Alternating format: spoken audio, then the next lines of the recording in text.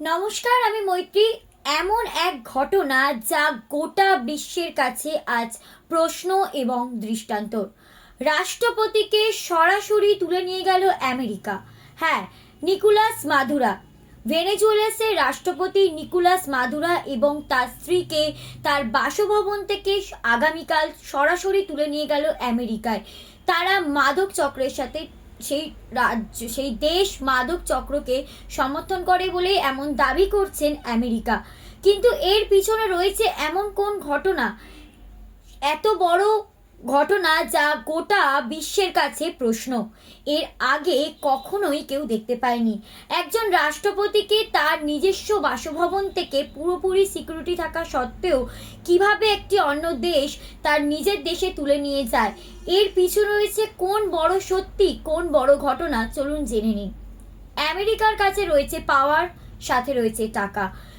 বেশ কিছু বছর আগেকার পুরনো ইতিহাস যদি আপনারা ঘেঁটে দেখেন তাহলে দেখতে পাবেন ভারতবর্ষকে এভাবে দখল করেছিল ইংরেজরা।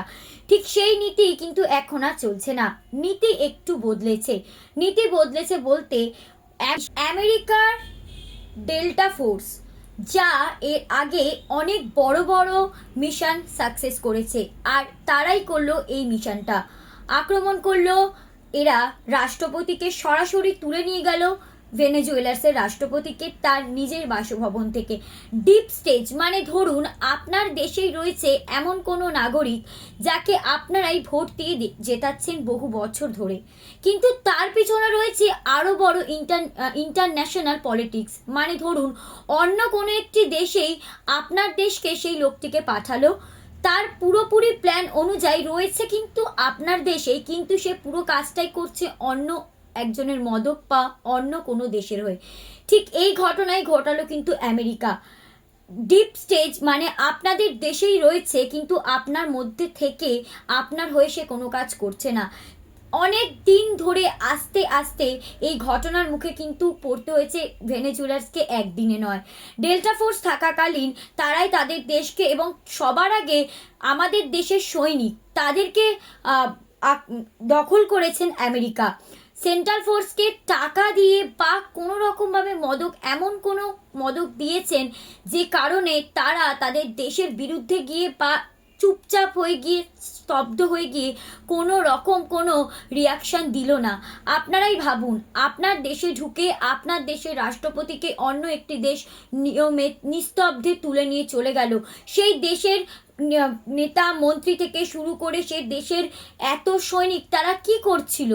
তারা কি চুপ করে বসেছিল? তাদের চোখে চোখে পট্টি বেঁধে আপনার নিজের দেশের রাষ্ট্রপতিকে নিয়ে চলে গেল অন্য একটি দেশ।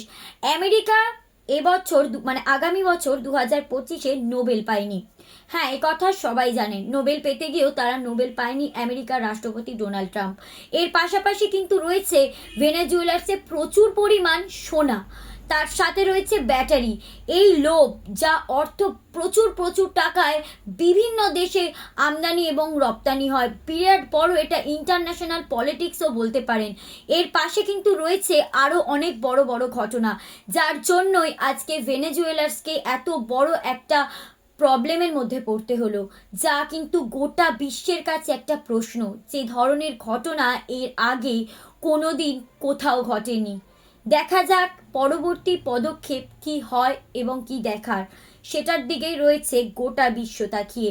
আমেরিকা কি ভেনেজুয়েলাসকে পুরোপুরিভাবে শেষ করে দেবে, নাকি ভেনেজুয়েলাস নেবে এর পরবর্তীকালে কোনো পদক্ষেপ? এখন সেটাই দেখার পালা।